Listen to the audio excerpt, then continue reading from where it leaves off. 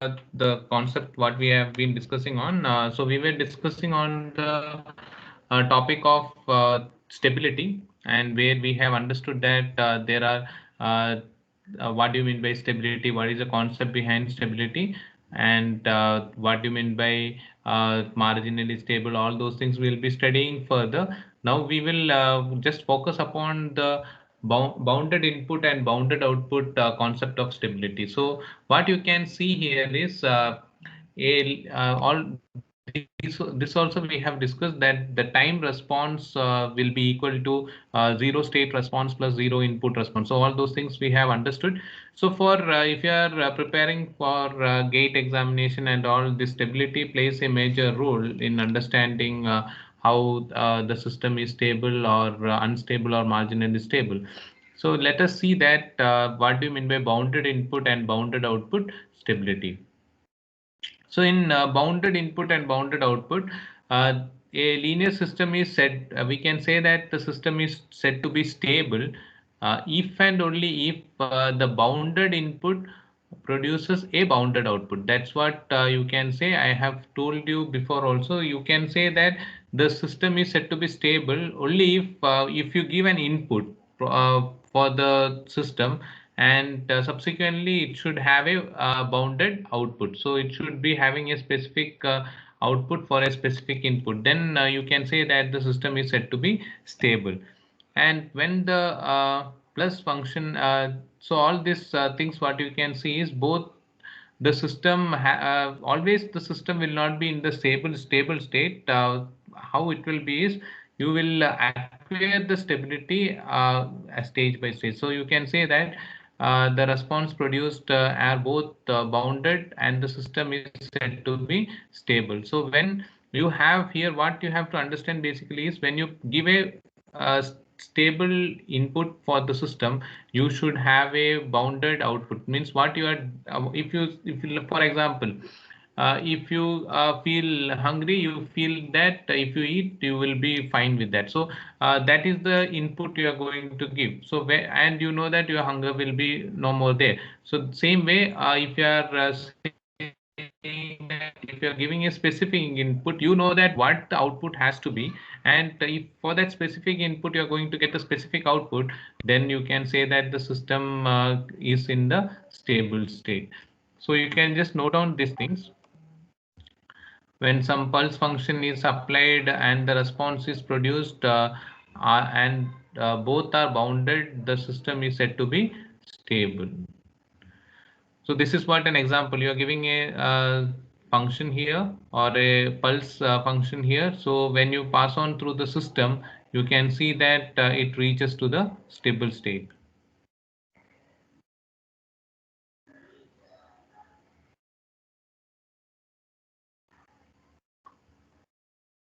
So you note down these things.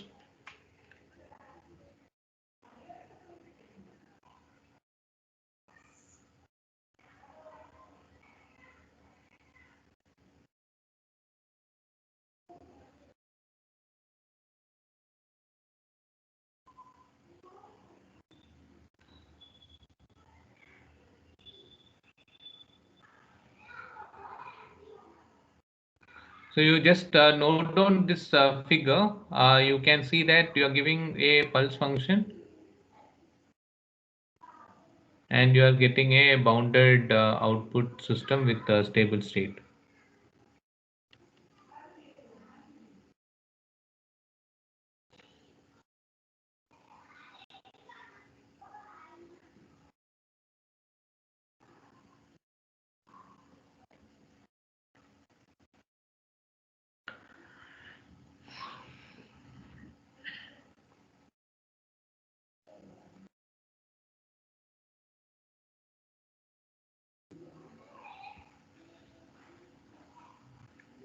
So you have completed that figure. So Yes, here, sir. Yeah, here what you have to understand here is when you are applying a pulse function or any signal as the input, you should understand that what the system is going to perform as the output.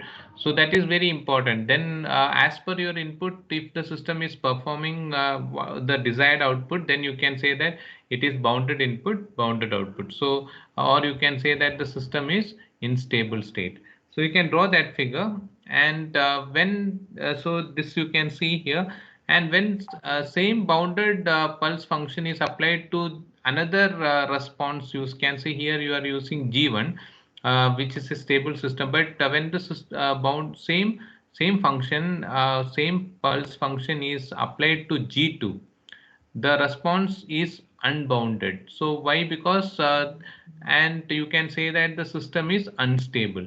So it depends on the system, that how you design the system. If your system is in a you can say that if you by the design process you understood that the system performs a stable output, then you give the input of specified pulse, then you can say that okay, you are going to get the output. So it's like when you are operating a machine or anything, you know that if you give this input to this machine, you are going to get this as the output function.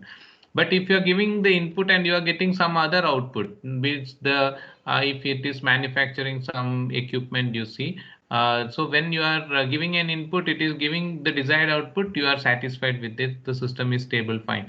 But you are giving the same input, but you are expecting an output which has to come, but it is not coming as per your desired thing, it is going to the unstable state, then you call it as unbounded. So when the response is unbounded, it will be unstable. So you can see here you have given a function and you are passed on through a system G2, and you can say that the system goes towards unstable state.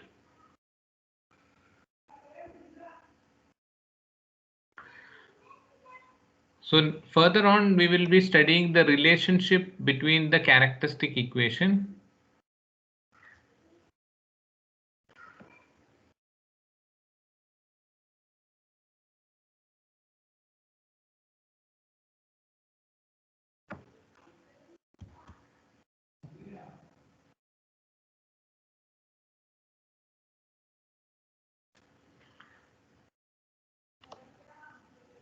So relationship between characteristic equation, roots and BIBO stability. Have you completed this figure? 1 minute, sir. Yeah.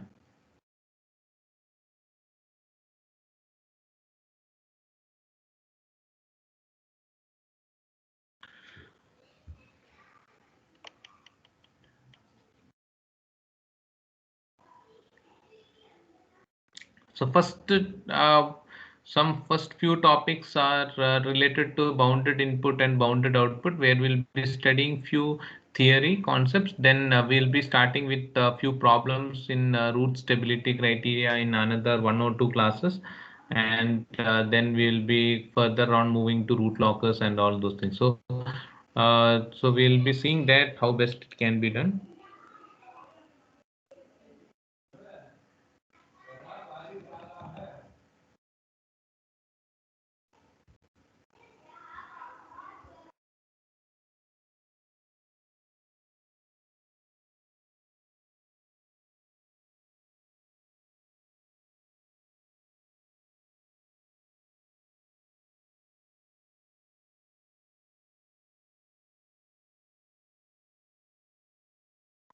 So you can see here, we'll be seeing the relationship between the characteristic equation and equation roots and BIBO stability. So what you can see here, G of S, you can see that this is a general representation of G of S. G of S can be represented as S to the power of M plus B1 S to the power of M minus 1. So it's a mathematical representation of G. So when you say that the function is in the form of general, you will be writing till in this form, that is s to the power of m plus b1 s to the power of m minus 1 etc. Bm divided by s to the power of n etc. To an. So n should be greater than m. So that is only the condition, like you are having in the denominator s square means it should be greater than m, okay, at the numerator. So you will be getting this. This is the function, mathematical function for the equation and for the system, and you can see that we'll be using this. This is a general mathematical equation for the system. So we'll be using it further on. So you can just note down that equation.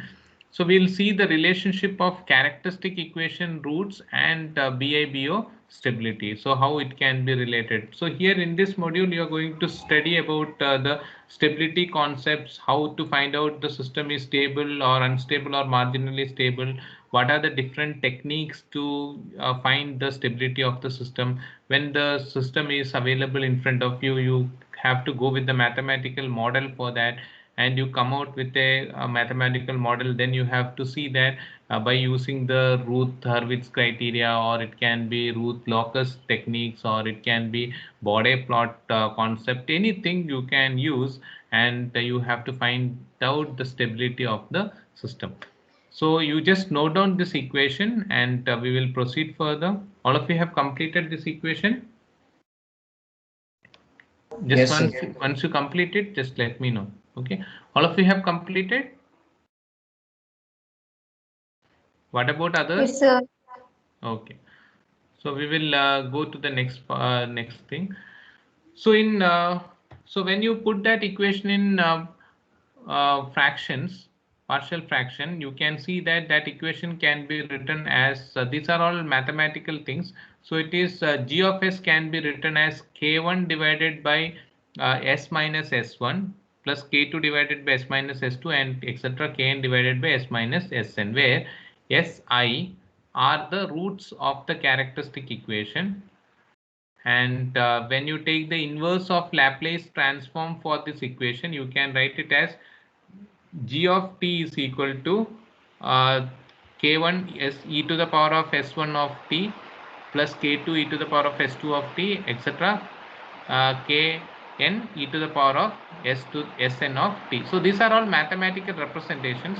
You can just note down these things.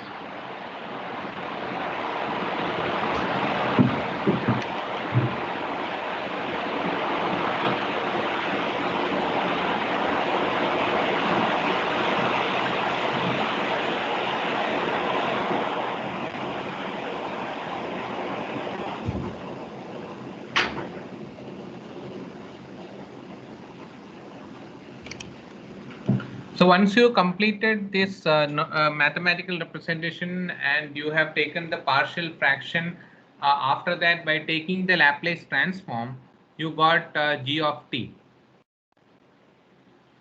So these are the general equations for you to understand, and now we will see that we are studying about the bounded input and bounded output stability of the system depends basically on the uh, boundedness of the impulse response, that is g of t, which depends on the sign of si, and si will be a complex number. So that is what you can see. So stability basically depends upon the boundedness of the impulse response g of t. So you can see that g of t is a function where you have k1 e to the power of s1t, etc., kn e to the power of sn t, and it basically depends on the sign of si.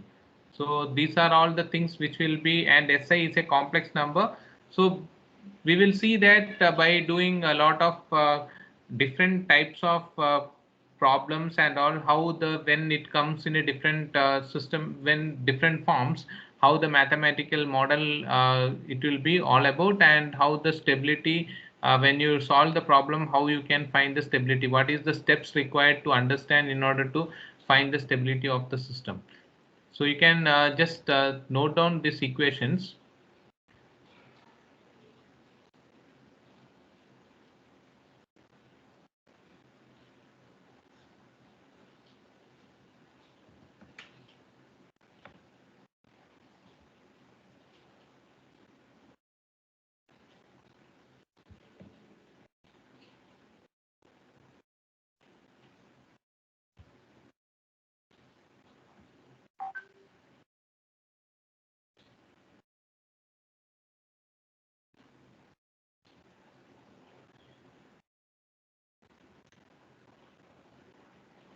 So here we have understood that SI is a complex number, and if you see that if their real parts, if you see their real parts are less than 0, so we'll be finding out all those things in the mathematical form. Then you will be seeing that the impulse response will die away in the time, so thereby exhibiting a bounded impulse response that is called as the g of t, and a corresponding stable system. So if their real parts are less than 0, if all the real parts are less than 0, and the impulse response will then slowly die out as and when time goes on further, the system, that's very good example. You can say that you can take a pendulum or a small ball tied at the top of with a rope, and you can just move it further. Once you just give some impulse to that, you can see that it keeps on moving, and after a certain time it comes to the stable state with respect to the gravity. So you can observe those things. That is what you have to understand here.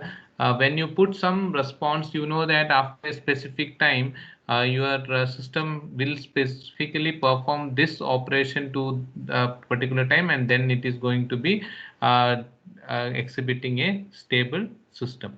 So that process is called as the bounded input and bounded output. As an example, you can see here, we have taken one example G1 of t, where I have just substituted the values and taken it as G1 of t can be written as k1 e to the power of minus t. So this you have to understand where you, if for example you are asked to explain the bounded input and bounded output concept, you have to write with some mathematical equations, and you have to give one example where the g of t can be written as k1 e to the power of minus t, etc., k4 e to the power of minus 6t. So this is an example here.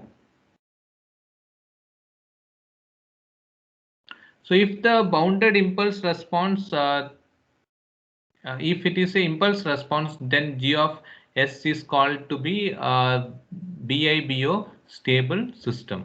So this is what I was saying you till now. So the same thing here, only thing is that we have taken an example here, and we have written one equation with not in general form, but with specific until the k4 function, that is k4 e to the power of minus 6t. So you complete it and then we will proceed further.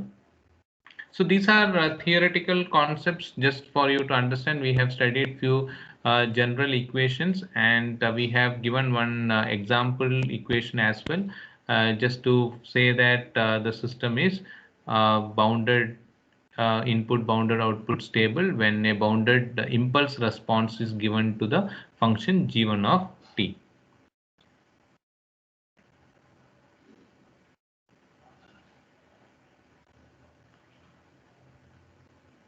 So if you are asked to explain the bounded input, bounded output stability and all, you need to just go through all these things, and you have to explain all these things in the examination as well.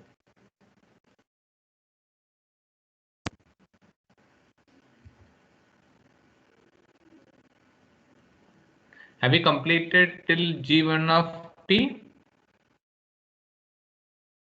Yes, sir. Okay.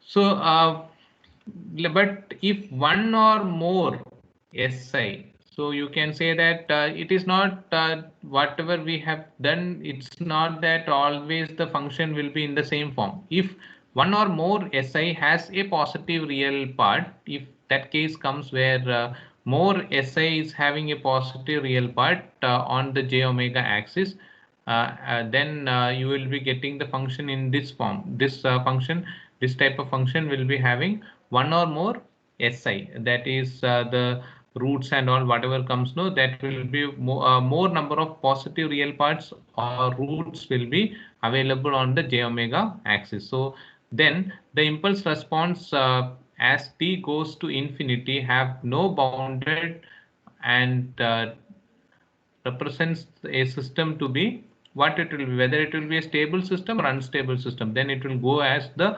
unstable system. So you have seen that in the previous example, you say that you have one or some change in sign only possible. So here you have already said that the impulse response die away at a particular time, then you call it as by exhibiting a bounded input impulse response, then you say that the system is stable. You have given an example and you call that system to be bounded input bounded output stable, but it might not be the case every time with all the system. You cannot expect that all the system whatever you find it will be a stable system. So sometimes what will happen is one or more SI, that is the roots, has a positive real part, or it will be on the j omega axis. Then you can say that the system will be of this kind, and you say that then the impulse response as t goes to infinity, then we have no bounded, it will not be bounded, then which represents that the system is unstable.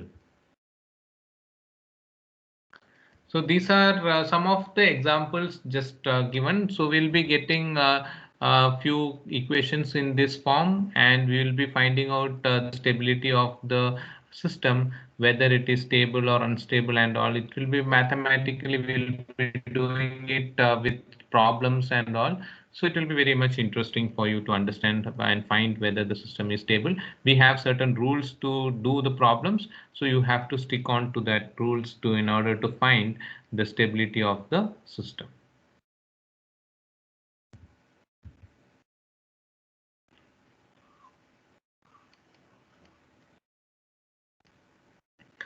So the bounded input, bounded output, when I talk about the stability, the roots of the characteristic equation. So we have to see the roots of the characteristic equation.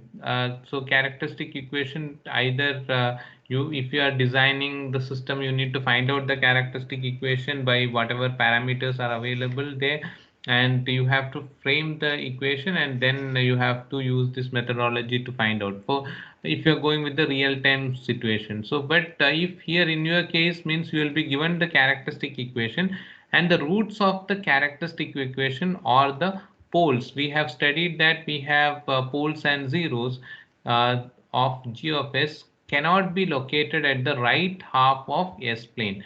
So you may be remembering those things I have taught you in the first third module starting. Let me go back there. You might have seen this figure where I have told that we have poles and zeros being located in the S plane, and you have also seen that there are poles and there are zeros which are being located in the this is j omega axis, and this is the rho x. So you can see that the poles and zeros are this is a example where you have seen that the poles and zeros being located there. So when I talk about the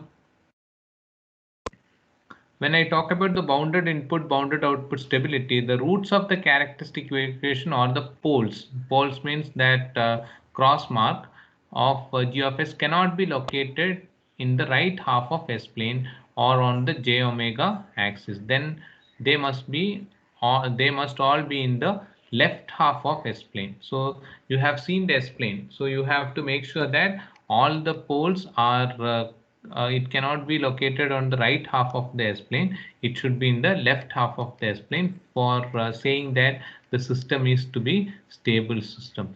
So this is the left half of S-plane. Okay, this portion. This becomes the right half of S-plane. So your poles and zeros has to be located in this portion to say that the system is going to be stable. So you can just note down those points.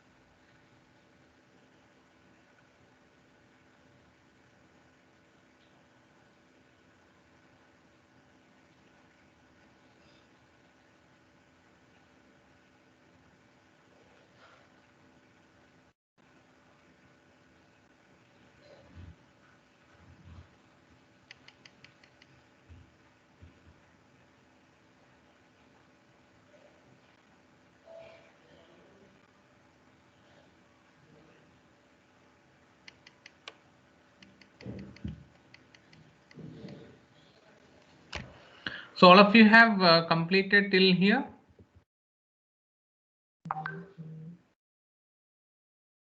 Yes, sir. Okay. What about everyone? Everyone has completed. Shall we proceed further? Yes, sir. Okay. So we have seen the process of location of poles in the left half of the S-plane. So those things we have understood. To prove it mathematically, so this I was saying it from the beginning. So to prove it mathematically, the system is BIBO stable, that is bounded input bounded output stable, and only if its impulse response is bounded or absolutely integrable. So this is very important. If your input response or the impulse response is bounded, then you can say that it is bounded input bounded output stable. So as you have been already very much clear with this equation, that is C of t is equal to G of t into R of t, that is the output of a linear time invariant system. This is not a new equation what you are going with. You have seen this equation before also, that is C of t is equal to G of t into R of t. So we'll try to utilize these equations and understand little more. So when you take the Laplace or you take the Laplace for that, or inverse Laplace for that, you can see that G of t is inverse Laplace of G of s. So when you see that inverse Laplace of G of s, it is G of t is the impulse response of the system. So this G of t is called as the impulse response of the system. So we know that C of t is a combination of G of t and R of t, and so when you just integrate it, that is here it is very clearly given that the for a in mathematics, to prove mathematically the system, it's only if the impulse response is bounded or absolutely integrable. So if you are able to integrate it for the limits minus infinity to infinity, then you can say that the system can be in the stable state. So C of t is represented as G of tau and R of t minus tau d tau. So where R of t is the the input R of t is bounded. So then what you can say, that if R of t is bounded, you can say that modulus of R of t minus 2 will be less than or equal to m of x, or less than or equal to infinity. So this is just a mathematical proof where you can see that by taking the magnitudes, you can write C of t can be written as magnitude of integral of minus infinity to infinity G of tau R of t minus tau d tau. So this is what you're going to get it. Still we will continue, it's not over. You just complete it first, and then we will move on further.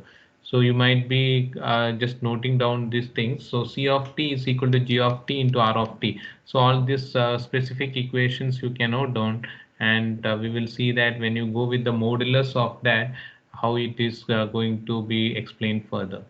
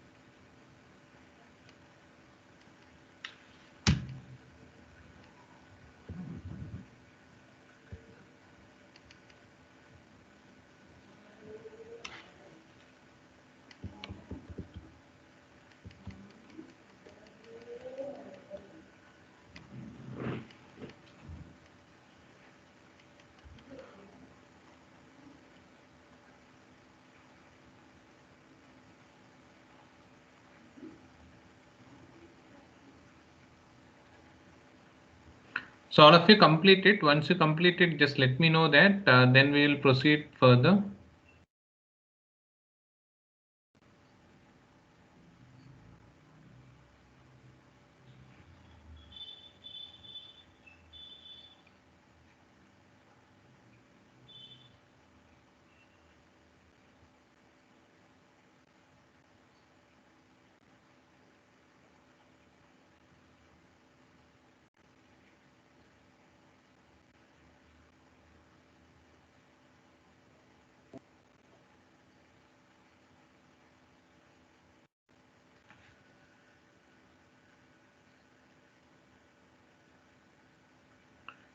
So have we completed? Shall we proceed further?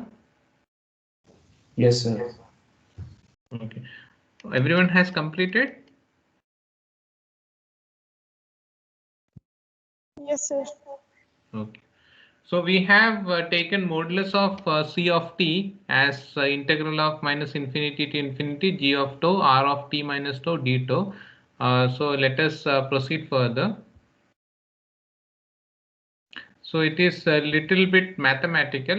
So what you can see is it is taken as less than or equal to my integral of minus infinity into infinity g of tau r of t minus tau d tau, and c of t can be written as see, we have already defined here in the previous thing that r of t minus tau will be less than or equal to m of x and less than or equal to infinity. By using that, we can write it as c of t is less than or equal to integral of minus infinity to infinity g of t m of x d tau.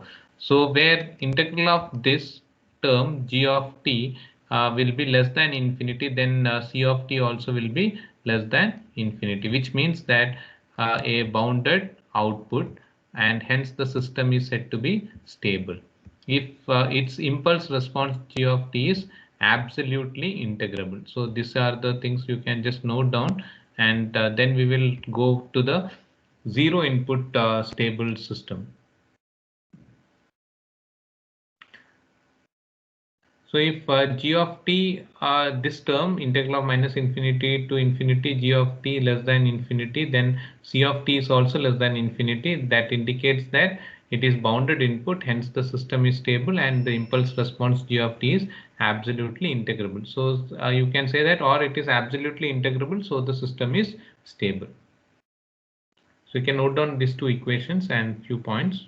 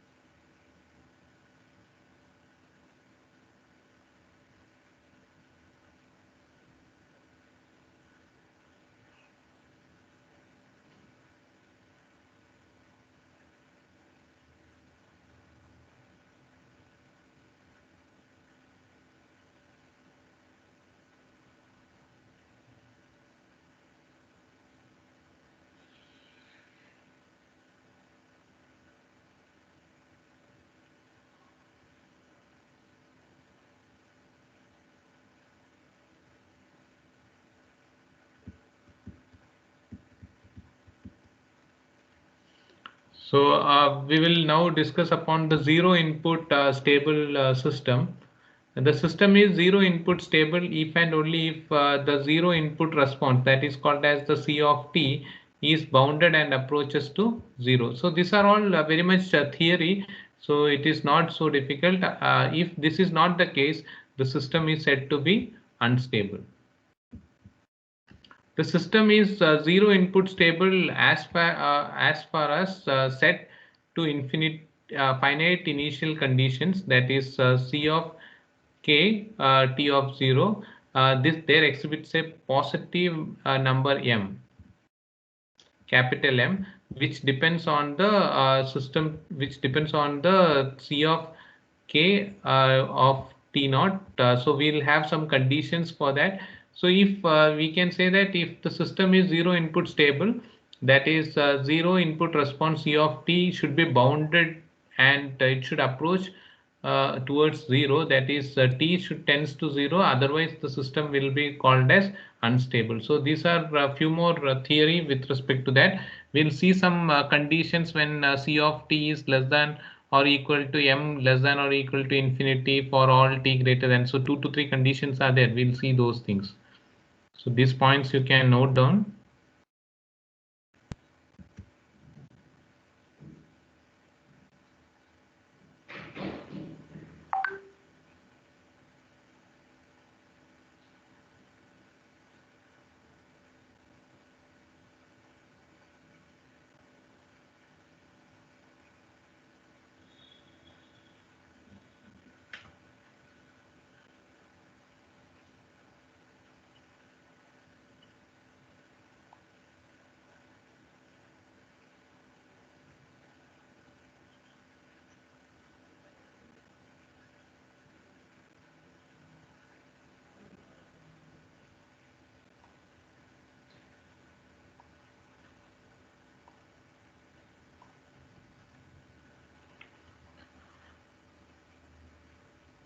So have you completed this? Shall we move further? So here you can see that for the system to be zero input stable, it has to be your system will be zero input response, and it will be bounded and approaches to zero, where the system can be said to be stable system. Otherwise, the system will go to be unstable state. So have you completed this? Then shall I move further?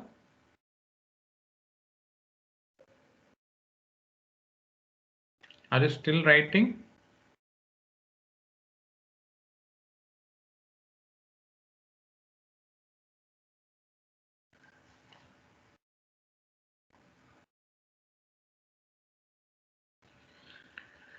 Yeah, have you completed that, or you are still completing it?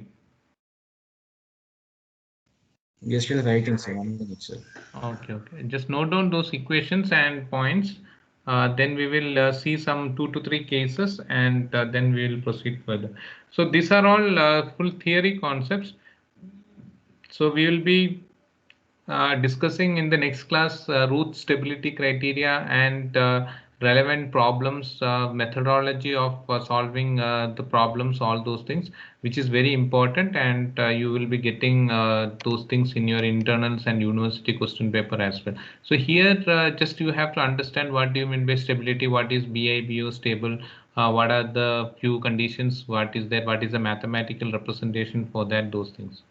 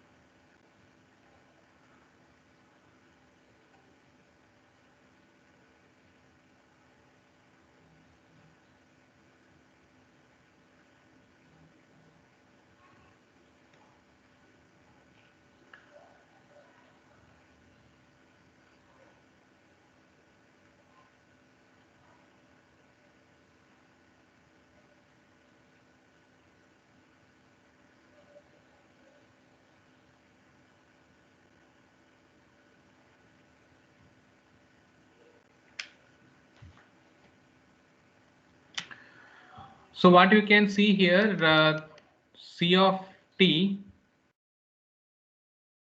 So we will see here C of t is equal to, or means C of t is less than or equal to m of m, and that is less than infinity. And if you take the limit of C of t, t tends to 0, it will go towards 0. So this is for t greater than or equal to t naught. So these are two conditions what you can say, and further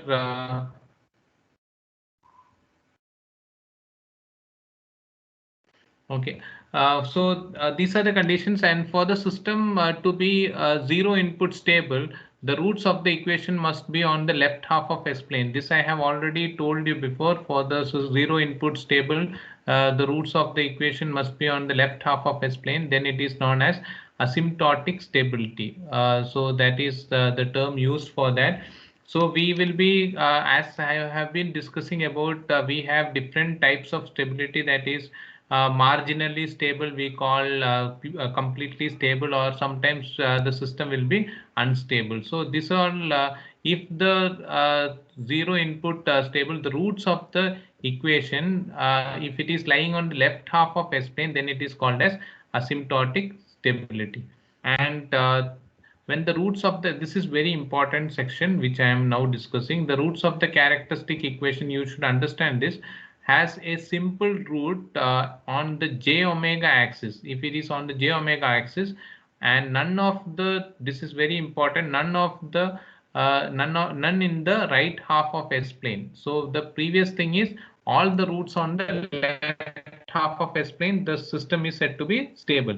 And if the roots of the equation on the j omega axis and on the right half of S plane, the system is called to be marginally stable or marginally unstable. So we will be seeing some of the observations regarding the system stability in the next class. So let me just explain you with the figure, and then we will come back to that once more. So I have just shown you this figure. I have told you if the roots of the equations are in this portion, that is in the left half of S plane. So the entire thing is the S plane.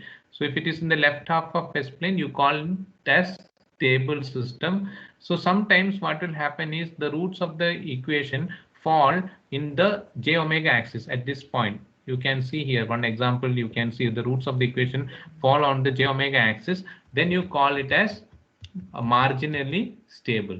So those things is what here explained in this section. So you can just note down those things, and we'll be continuing further with the rest of the things in the next class. That is observations regarding the system stability. We'll be continuing from there in the next class.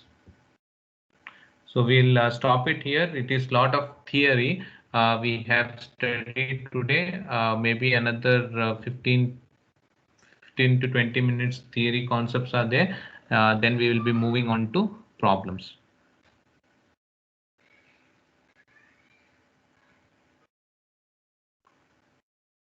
So you can just note down this. I'll stop it here for today, and we will wind up the class for today. We'll meet in the next class.